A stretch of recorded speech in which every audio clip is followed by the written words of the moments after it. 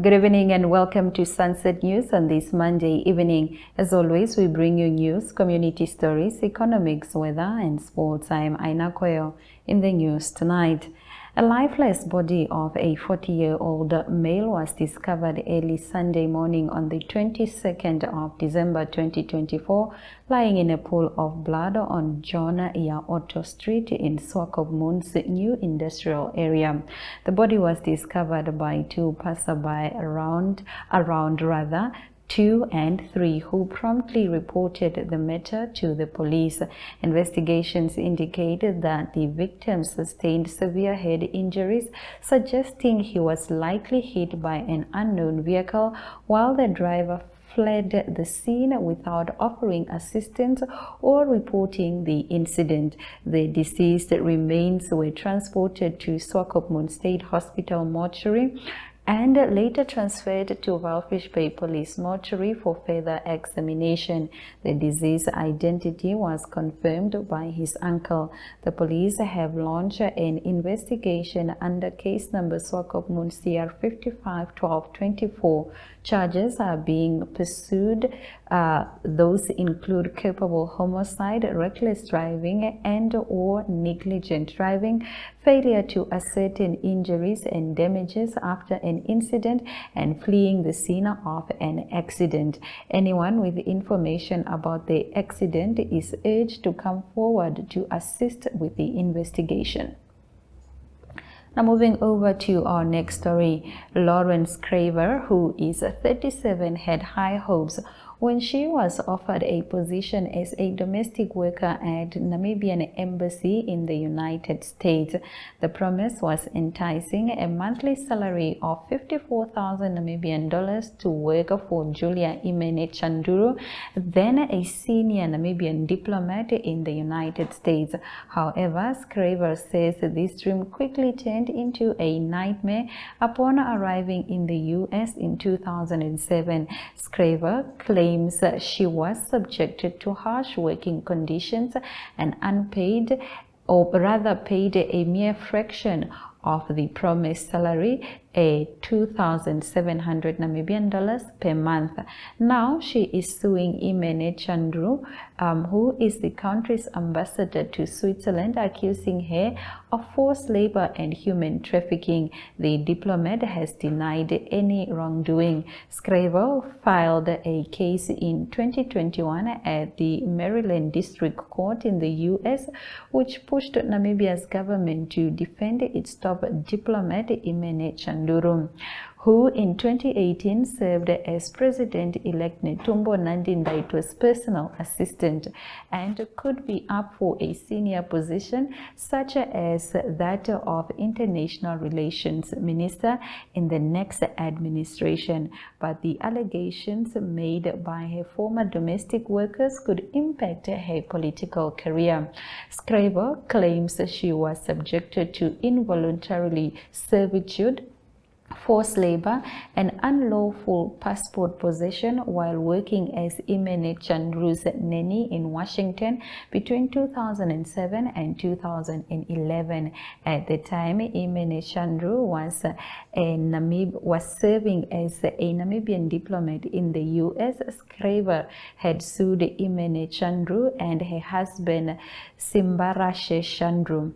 Imene Chandru is currently Namibia's ambassador to Switzerland, while the case continues in the U.S. Earlier this year, in the mainland court, it rejected Imene Chandru's and her husband's attempt to have the lawsuit dismissed on diplomatic immunity grounds. The Namibian government filed a motion to dismiss the complaint because of a lack of jurisdiction on 17 and 31st March last year. The court upheld Namibia's sovereign immunity, removing the country as part in the case, but dismissed the Chandru's motion. Neither Ms. Imene Chandru nor Master Chandru has diplomatic immunity. According to Namibia's motion to dismiss, that shall be granted, and the Shandru's motion to dismiss shall be denied, the court said. It said the Shandrus failed to show that Scraver's claim against them are barred by either diplomatic immunity or residual diplomatic immunity. This story is courtesy of the Namibian newspaper. Now we move over to our next story. The discontent amongst workers of soon-to-be dissolved Namibia Post and Telecom Holdings and the company's leadership is currently playing out in court. For years, the government has flirted with the idea of dissolving the company, but no tangible action was taken to that effect. This time around, plans are at an advanced stage to finally execute the plans with 31 December set as the final date. This includes the transfer of its 15 billion Namibian dollar asset to its subsidiary. Workers at the company have accused the leadership of failing to adequately consult them. If this is true, the company's leadership must take responsibility for neglecting to involve the workers in these discussions about their future. The 1-month notice given to workers is also very worrying, especially considering the fact that it impacts people's livelihoods. NPTH ought to have given the workers longer notice to allow them to adequately prepare themselves for a financial, emotional, and mental perspective. While the company's management must be held accountable, the workers are equally to blame for waiting until last minute to approach the courts for relief. One would have naturally expected them to have begun this process when the news broke earlier this year that the company will be closed at the end of this month. Moving over to our next story. Traditional and community leaders are distressed over a desert concession awarded to a private company in the Nabib Naukluft area.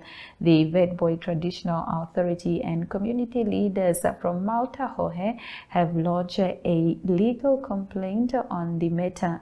Minister of Environment, Forestry and Tourism Pohamba Shifeta awarded About Africa.co trading as About Albeit successfully management a concession for the Farm Abaid campsite. In a letter addressed to Executive Director of the Environment, Forestry and Tourism, Theophilus Ngitila, dated 20th November, the community says it was not consulted on the move. The letter was drafted by Corinna van Wyk from the Legal Assistance Center on behalf of the community. It is our client's instruction that this decision was made without adequate consultation or involvement from the community, which raises serious questions about the transparency and compliance of the process with established legal and procedural norms. The letter reads, Van Wyk says the decision undermines the community leaders' traditional governance structure and disregards their right to engage in and benefit from local resources. Our client seeks clarification on the criteria and rationale employed in the selection of this concession. The absence of the community consultation promotes a lack of transparency and can lead to mistrust between communities and government. The awarded concession may have implications for environmental and biodiversity sustainability in other regions. We urge the ministry to consider the sustainable practices advocated by the communities in any future dealings regarding this site, the letter reads. And now we take a trip over to a commercial break, and thereafter we will return with our community talk.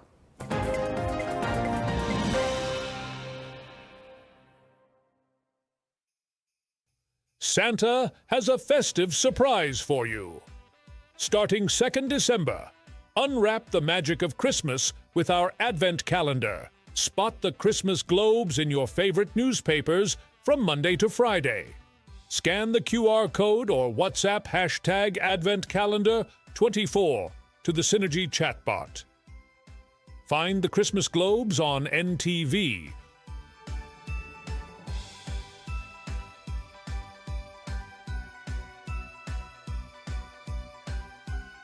Or visit our Facebook pages for daily Advent doors from Monday to Saturday. Win daily prizes. Lucky winners will be contacted and Logistics Hub Namibia will deliver your prize. Merry Christmas from Santa and his proud prize sponsors.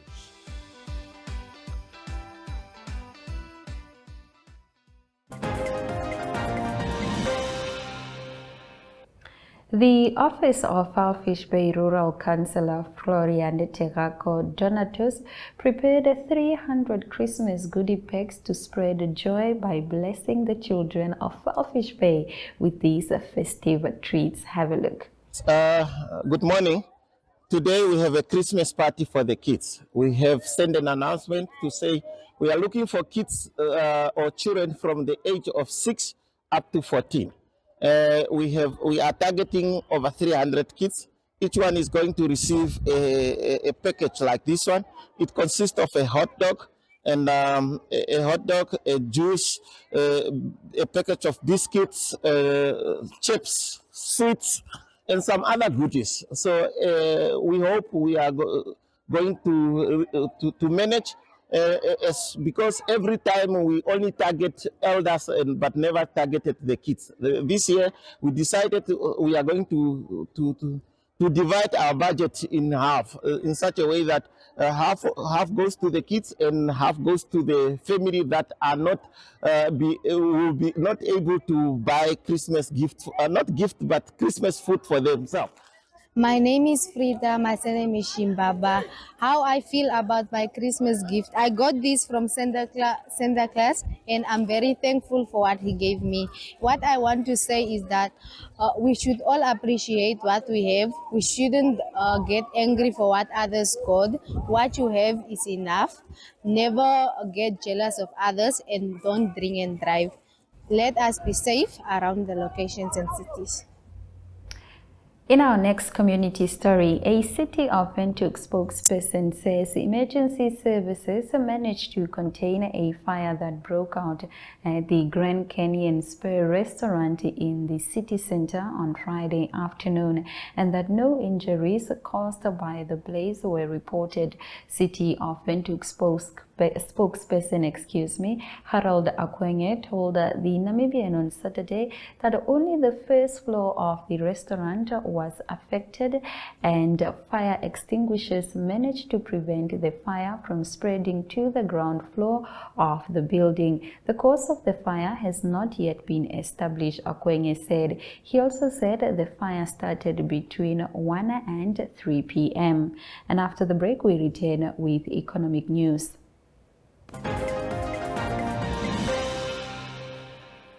The Namibia Financial Institution Supervisory Authority, NAMFISA, has announced the recovery of over 2.7 million Namibian dollars for consumers in non-bank financial sectors during the third quarter of 2024.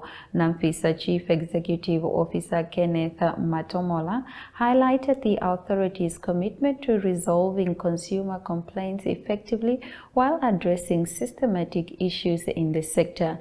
As the primary regulatory body overseeing the non-bank financial sector, NAMFISA upholds its mandate to resolve complaints efficiently while identifying underlying conduct issues and root causes, he said.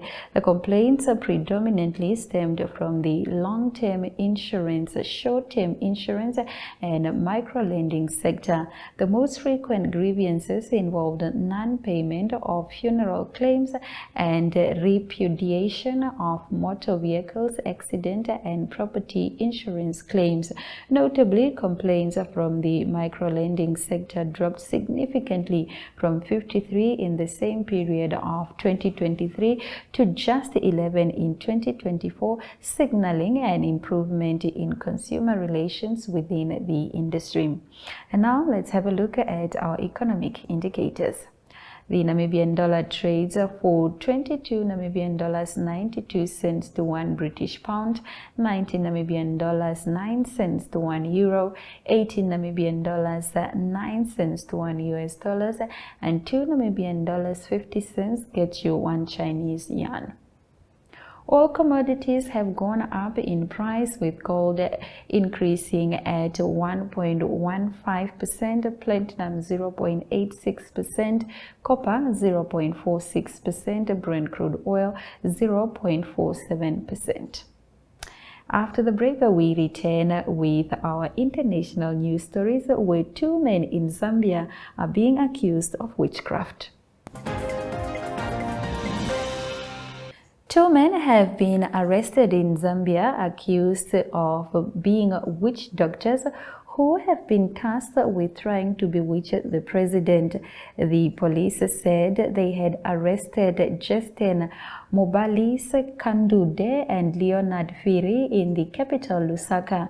Their mission was to use charms to harm President Hakainde Hichilema, said the police statement released on Friday. Many people in the southern African country believe in and live in fear of witchcraft. The police said Master Kakunde and Master Firi were hired by Nelson Banda, a younger brother of MP Emmanuel J.J. Banda. The MP was reportedly arrested last month in neighboring Zimbabwe over robbery charges, which he denies, but he has not been seen in public. He is also accused of having escaped from custody and in August as he waited to appear for court. The opposition Patriotic Front Party, led by former President Edgar Lungu, had previously alleged that these charges are politically motivated. Emmanuel Banda, who has been an independent MP since 2021, has previously associated with Lungu, who lost the presidency to Hichilema that year. In their statement, the police said the MP's younger brother Nelson was currently on the run. Master Kakunde and Master Firi have been charged under the Zambia's Witchcraft Act with possession of charms, professing knowledge of witchcraft, and cruelty to wild animals. The pair were found in possession of assorted charms, including a live chameleon, the police added. They told the police they had been promised more than 2 million Zambian kwacha for their mission, according to the police statement. The suspects are being held in custody and will appear in court soon, the police said, but did not give the exact date for the hearing. Now we move over to our next story. A number of dead of people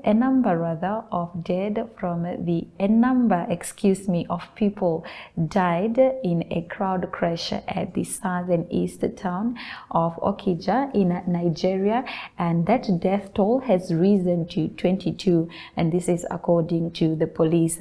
It is the third case of this week where people being crushed to death at events where food are being offered for charity. The fatalities in Okija occurred at the charity event on Saturday, where residents rushed to collect Christmas donations, including rice and vegetable oils.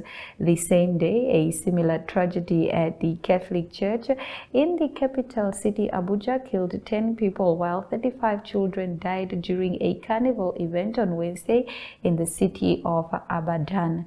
Police have now warned organizers to notify authorities before holding charity events in order to prevent such loss of life.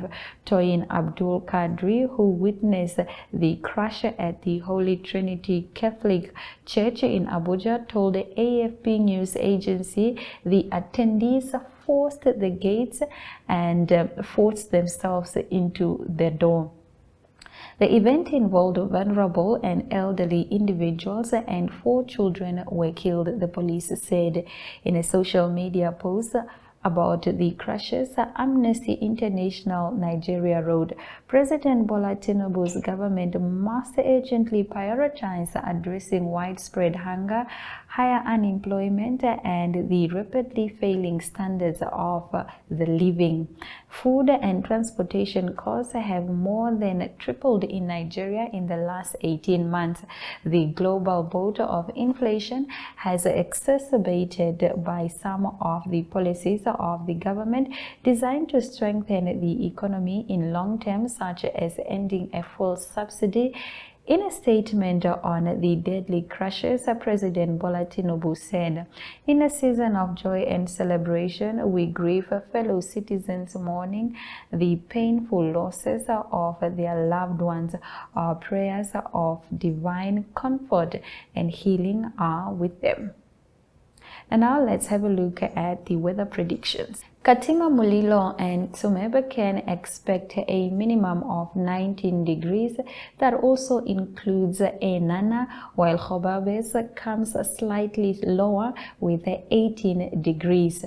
Rundu and Ochuarongo can expect a minimum of 20 degrees, while Ochuarongo can expect a maximum of 32 degrees and Omaruru at 33 degrees. Hentis Bay can expect a minimum of 16 degrees, as well as Falfish Bay, while Swakopmund can expect a minimum of 15 degrees. Aranos is looking forward to a 35 maximum degrees in temperature, while Ketmanshop is at 36 degrees. And after the break, we shall return with our sports news.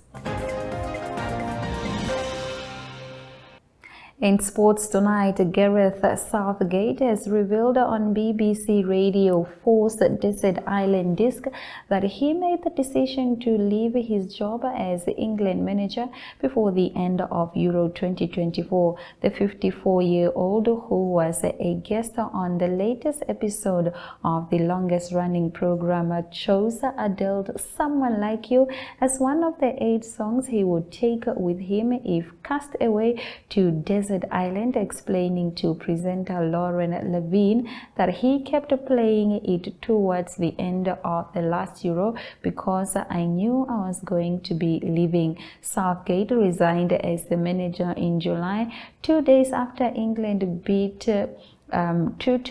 was beaten 2-1 by Spain in the Euro 2024 final. He admitted that he had already decided before the final that it was time for change on all sides. Speaking about the Adele track, Southgate said, "There were so many of the words in it that even if I hear it today, it relates to my relationship with England." The song, which appears on Adele's 2011 album 21, is written from a point of view of a woman addressing her ex-partner. "They've got to move on and you wish them all the best, and there are no regrets, but there were actually memories that were made," Southgate explained. The former midfielder and defender managed his country for 102 games in 8 years in charge and is the only manager bar 1966 World Cup winner Sir Al Rasmey to lead them England men's team into the major tournament final, which he did twice at Euro 2020 and Euro 2024. Moving over to our final sports story, as Minister of Sports Agnes Jongarero prepares to step down in March 2025, he has taken the time to reflect on her tenure, highlighting both achievements and serious challenges that have persisted in Namibian sports under her leadership. In exclusive interview with New Era, Jongarero was a Deputy Minister of Sports from 2015 to 2020 and then Minister from 2020 to date, provided a candid assessment of her tenure in office, outlining successes in the country's supporting achievements while also acknowledging the many issues that remain unresolved. Chongarero's tenure has seen a range of sports accomplishment which she could proudly reflect on as major milestone. Wherever there is a win, that's our achievement in sports, she said. The minister emphasizes that Namibia's sporting success is not only about medals but also about recognition of different codes that have thrived under her watch. Notably, the country's performance at the Paralympic Games, where Namibia banked a historic gold medal, stands as one of the highest achievements. There is nothing higher than the Paralympics and Olympics, she beamed. The minister also points to the successes of cricket, hockey, swimming, as well as netball, all of which have made strides in recent years. Most recently, Namibia hosted the Netball Africa Cup in Swakopmund and saw impressive performances at the swimming championship in Windhoek. The swimmer outclassed themselves, she said, expressing her excitement at the progress in these areas. However, she adds that rugby remains a challenge for Namibia and football's near success in international competition is marred by unfortunate setbacks. Chongarero highlights the growth of cycling with emphasis on the Nedbank Desert Dash as another positive development and stresses that the support needs to continue pouring in for those codes.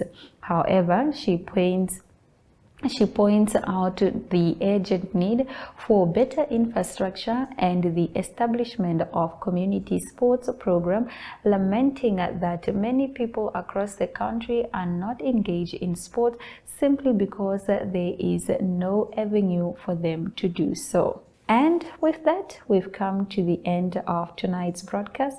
Make sure you join Sunset News on Facebook and on all NMH platforms on weekdays, as well as on our website, which is called oneup2.com. From me, Aina Raizakwea, good night.